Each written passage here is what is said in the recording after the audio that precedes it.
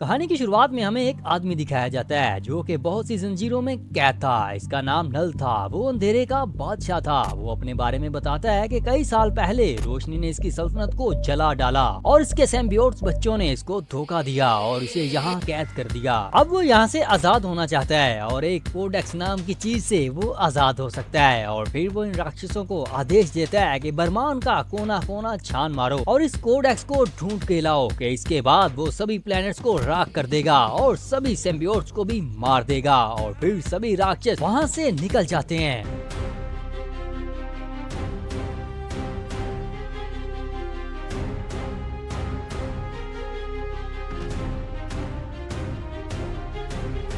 फिर हमें एडी दिखाया जाता है जो कि किसी बार में बैठकर दारू पी रहा था कि तभी अचानक इसके पीछे से एक पोर्टल खुलता है और वो किसी और यूनिवर्स में चला जाता है कि अब वो प्लेनेट अर्थ पर आ चुका था। और वहाँ जाकर उसे पता चलता है कि वहाँ की पुलिस इसे एक आदमी के कत्ल के जुर्म में ढूंढ रही है। फिर वो वहाँ से निकलने का फैसला करते हैं कि वो वहाँ से सीधा न्यूयॉर्क जाएंगे, लेकिन वो नहीं जानते कि इससे भी बड़ी मुसीबत तो अभी आ रही है। फिर वो इस बार से बाहर आते हैं तो वहाँ की सीसीटीवी से पुलिस को इनके लोकेशन का पता चल जाता है। वो वहाँ से जा रहे थे कि तभी उन्हें वहाँ कुछ डॉग्स नजर आते हैं जिन्हें कुछ गुंडों ने कैद कर रखा था। एडी इन डॉग्स को छोड़ने का कहता है, लेकिन वो इसकी बात को सीरियस नहीं लेते और इसे जान से मारने की धमकी देते हैं। और तभी वीनम को गुस्सा आता है और वो इन सब की अच्छी धुलाई करता है और सभी डॉग्स को आजाद कर देता है और आखिर में इन सब के सर भी खा लेता है। दूसरी जानब इस राक्षस को भी वीनम की लोकेशन का पता चल जाता है क्योंकि अब वेनम अपनी असली हालत में आ चुका था। राक्षस इसकी जानब बढ़ने लगता है, लेकिन अचानक उसे सिग्नल मिलना बंद हो जाता है और वो एडी को जाने देता है। फिर हमें एक और जगह दिखाई जाती है जिसका नाम एरिया 51 है जो कि एक अंडरग्राउंड फैसिलिटी है। वहाँ हमें एक लेडी साइंटिस्ट दिखाई जाती है और फिर हमें पता चलता है कि इस जगह पर इन लोगों ने बहुत से सिम्बियोट्स को कैद कर रखा था जो कि कई साल पहले वेनम सिम्बियोट के साथ धरती पर आए थे। फिर हम रेक्स नामी सोल्जर को भी देखते हैं जो कि इस डॉक्टर के साथ मिलकर इन सिम्बियोट्स पर रिसर्च कर रहा था।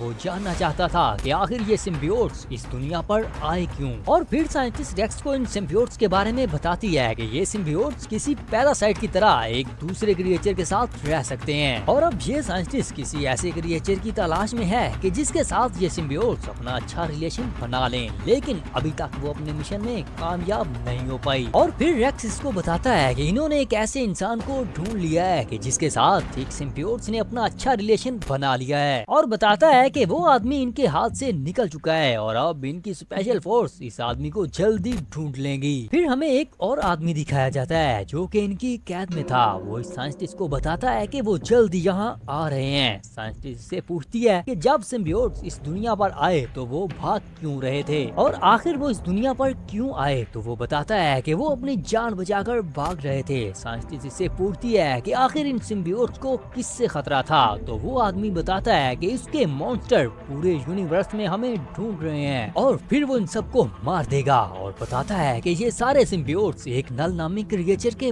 बच्चे हैं और वो इस पूरे ब्रह्मांड को खत्म करना चाहता था। और फिर सभी सिम्बियोट्स ने बगावत की और अपनी पूरी शक्ति से नल को कैद कर दिया और नल को आजाद होने के लिए एक चाबी की जरूरत है जिसका नाम है कोड एक्स जो कि इनमें से एक सिम्बियोट्स के पास है और अगर वो ऐसा करने में कामयाब हो गया तो फिर कोई भी जिंदा नहीं बच पाएगा। और फिर हमें एक एरोप्लेन दिखाया जाता है जिसके बाहर एडी लटक रहा था। वो इस शहर को छोड़कर जाना चाहता था क्योंकि वहाँ की पुलिस इसे अरेस्ट करना चाहती थी। वो अपनी बेगुनाही साबित करना चाहता था और एडी को ऊंचाई से काफी डर लग रहा था कि तभी वेनम इससे बाहर आ जाता है और जैसे ही वेनम अपनी असली हालत में आता है तो इस मॉन्स्टर को इसकी लोकेशन का पता चल जाता है और वो मॉन्स्टर कुछ ही सेकंड में इनके पास आ जाता है और फिर वेनम और मॉन्स्टर में खतरनाक फाइट शुरू हो जाती है। और तब वेनम को पता चलता है कि ये मॉन्स्टर कहाँ से आया है और इसे इसकी लोकेशन का कैसे पता चला। वेनम भी एडी के अंदर चला जाता है और एडी तेजी से जमीन की तरफ गिरने लगता है, लेकिन एडी को ये समझ नहीं आ रहा कि आखिर वेनम ने ऐसा किया क्यों। और फिर वेनम पैराशूट की शक्ल इख्तियार कर लेता है और एडी को सही सलामत लैंड करवा देता है और फिर एडी से पूछता है कि तुमने ऐसा क्यों किया। और तब वेनम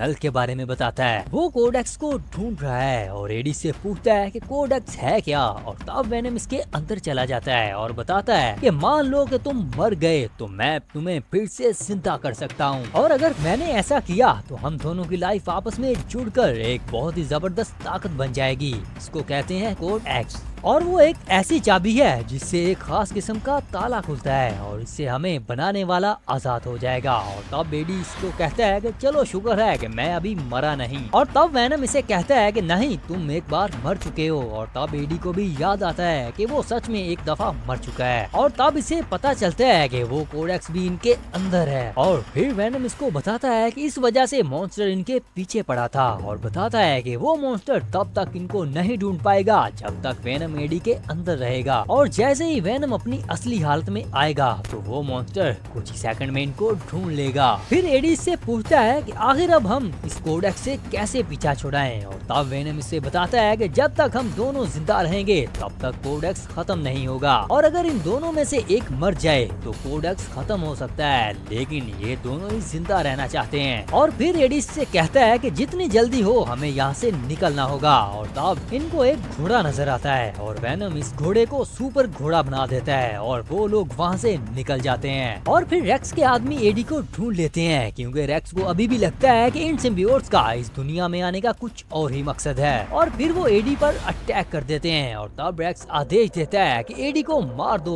और इस सिम्बियोट्स को पकड़ लो। और तब वो वेनम पर जाल फेंक देते हैं और एडी का पीछा करने लगते हैं। और तब वेनम वहाँ से निकल जाता है और दूसरी जानब एडी के हाथ से एक ऑफिसर का खून हो जाता है और वेनम तेजी से एडी की तरफ बढ़ने लगता है। और अब एडी इस नदी में गिरने वाला था कि तभी वेनम इसको पकड़ लेता है। और दूसरी जानब मॉन्स्टर को भी इनकी लोकेशन का पता चल जाता है और वो इन तक पहुंच जाता है। और तब वेनम रूप चेंज कर लेता है और फिर वो सोल्जर इस मॉन्स्टर पर अटैक कर देते हैं, लेकिन वो मॉन्स्टर इन सबको खा जाता है। और फिर एडी वहाँ से निकल जाता है और काफी चलने के बाद इसे एक फैमिली मिलती है जो कि एरिया 51 की जानब जा रही थी। वो एडी को लिफ्ट दे देते हैं और बताते हैं कि वो वहाँ बहुत से मॉन्स्टर को देखने जा रहे हैं। और फिर वो एडी को ड्रॉप कर देते हैं और इसे कुछ खाने का सामान और जूते देते हैं और लॉस वेगास में छोड़ देते हैं। और वहाँ एडी अपनी पुरानी दोस्त से मिलता है जो कि वेनम से बहुत इम्प्रेस थी। वो वेनम को बाहर आने के लिए काफी फोर्स करती है और तब वेनम मजबूर होकर बाहर आ जाता है और इस औरत के साथ मिलकर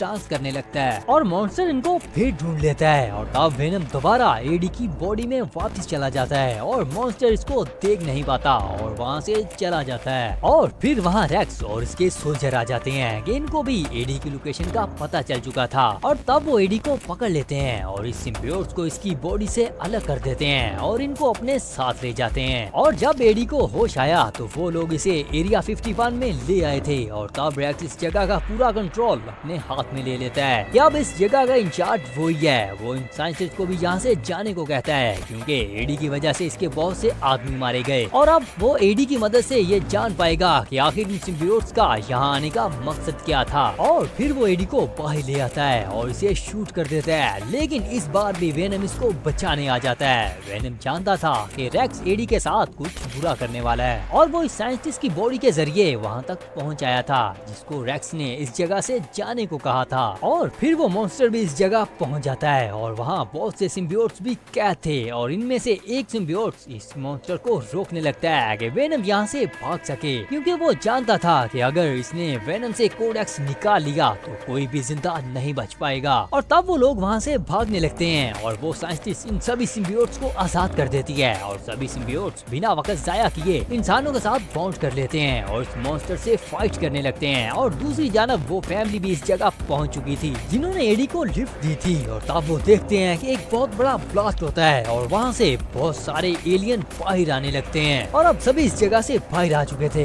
वो एक मॉन्स्टर इन सभी सिम्बियोट्स पर भारी पड़ रहा था और फिर वो एक सिग्नल देता है और वहाँ और भी मॉन्स्टर आ जाते हैं, लेकिन अब एडी को ये समझ नहीं आ रहा कि अब होगा क्या। वो पूरी कोशिश करते हैं इनको हराने की, लेकिन वो इसमें नाकाम हो जाते हैं और अब एडी पूरी तरह से हार चुका था। और तब वेनम एक बहुत ही मुश्किल फैसला करता है कि अब इनमें से एक को मरना होगा, वरना ये मॉन्स्टर सभी इंसानों को भी मार डालेंगे और अब वेनम को कुर्बानी देना होगी और ऐसा करने से कोडेक्स कोडेक्स भी खत्म हो जाएगा और ये मॉन्स्टर इस दुनिया को छोड़कर चले जाएंगे। लेकिन एडी ऐसा करने को तैयार नहीं और फिर वेनम इसे जल्दी फैसला करने को कहता है, क्योंकि जिन मॉन्स्टर को इन्होंने मार दिया था वो फिर से रीजनरेट हो चुके थे। और फिर इस भरमान को बचाने के लिए वेनम अपना बड़ा सा रूप दिखाता है और इन सभी मॉन्स्टर को लेकर एक मशीन की तरफ बढ़ने लगता है। और वो मशीन हाई टेम्परेचर की मदद से एलियन को मारने के लिए बनाई गई थी और इसे एक्टिवेट करने के लिए वेनम रेक्स को कह कर गया था। और फिर वेनम एडी को अपने अंदर से बाहर निकाल देता है और रेक्स इस बटन को ऑन कर देता है और वहाँ एक बहुत बड़ा ब्लास्ट होता है और इन मॉन्स्टर के साथ वेनम भी